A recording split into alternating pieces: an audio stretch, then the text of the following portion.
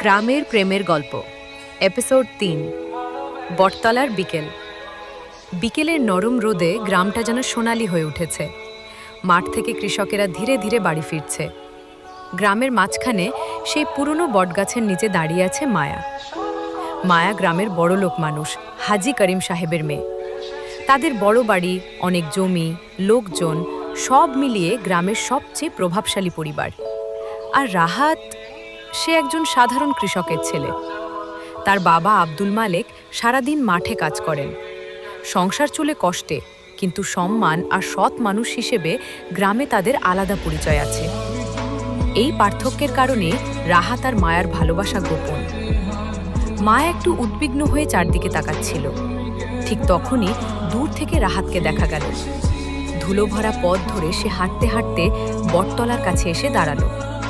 রাহাত হেসে বলল, অনেকক্ষণ অপেক্ষা করছো?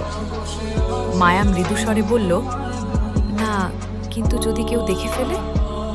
রাহাত একটু শান্তভাবে বলল, আমি থাকলে তোমার ভয়ের কিছু নেই। বটগাছের নিচে দুজন কিছুক্ষণ গল্প করছিল। মায়া বলল, আব্বা যদি জানে আমি একজন কৃষকের ছেলের সাথে দেখা করি, উনি কখনোই মেনে নেবেন না।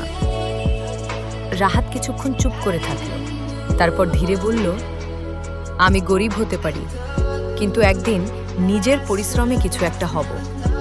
মায়া তার দিকে তাকিয়ে মৃদু হাসল। কিন্তু ঠিক তখনই ঝোপের আড়াল থেকে একটা শব্দ হলো। দুজনেই চমকে উঠল। ঝোপের আড়াল থেকে বেরিয়ে এলো গ্রামেরই এক ছেলে, সালাম। তার চোখে কৌতূহল আর মুখে অদ্ভুত হাসি। সালাম ধীরে বলল, ও, তাইলে রাহাত ভাই আর বড়লোকের মেয়ের গোপন দেখা এখানে হয়? মায়ার বুক কেঁপে উঠল। সে ভয়ে রাহাতের দিকে তাকালো। রাহাত গম্ভীর হয়ে বলল, সালাম, তুমি যা দেখেছো সেটা নিয়ে কাউকে কিছু বলবে না। সালাম একটু হাসল। বলবো কি বলবো না সেটা তো ভাবতে হবে। যদি হাজি করিম সাহেব শুনে ফেলেন, তখন কিন্তু বড় ঝড় উঠবে গ্রামে। বটতলার শান্ত বিকেলটা মুহূর্তেই ভারী হয়ে গেল। মায়ের চোখে ভয়, কারণ সে জানে তার বাবা যদি এই সম্পর্কের কথা জানেন, তাহলে শুধু রাহাত না, রাহাতের পরিবারও বিপদে পড়তে পারে। দূরে সূর্য ডুবে যাচ্ছে, আর রাহাত মনে মনে ভাবছে, সালাম কি তাদের প্রেমটা পুরো গ্রামে ছড়িয়ে দেবে? তো গাইস, গল্পটি কেমন লাগলো? লাইক, কমেন্টে শেয়ার এবং ফলো করে জানাতে ভুলবেন না। সবাইকে ধন্যবাদ ইমনের পক্ষ থেকে। আসসালামু আলাইকুম।